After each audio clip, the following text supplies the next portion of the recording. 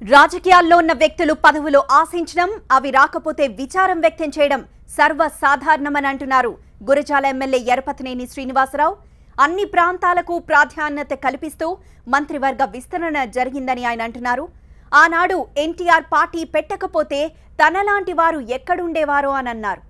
పదవులు రాని వారు పార్టీని ఇబ్బంది పెట్టే పనులు చేయొద్దని హితవు పలికారు ఎరపతినేని. రాష్ట్ర మంత్రివర్గ విస్తరణలో చంద్రబాబు నాయుడు గారు తనకున్న సమాచారం మేరకు,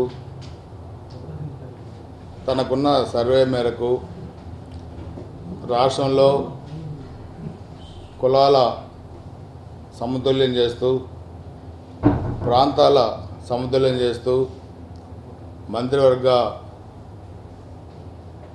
పునర్వ్యవస్థీకరణ చేయడం జరిగింది.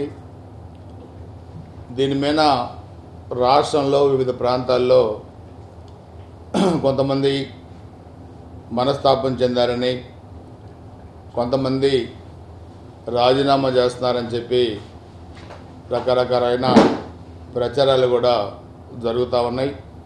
ఇవన్నీ కూడా మనం మీడియాలో చూస్తూ ఉన్నాం. రాజకీయ పార్టీల్లో ఇవన్నీ సహజం. రాజకీయాల్లో ఉన్న వ్యక్తులు పదవులు ఆశించడం, రాకపోతే మనస్తాపం చెందడం ఇవన్నీ కూడా సర్వసాధారణం. అయినా కానీ ప్రస్తుతం ఉన్న పరిస్థితుల్లో ఈ మంత్రివర్గ పునర్వ్యవస్థీకరణ జరిగిన విధానాన్ని కూడా దృష్టిలో పెట్టుకొని అందరినీ కూడా ఆలోచించమని చెప్పి నేను మీడియా ద్వారా కూడా కోరుతా ఉన్నాను.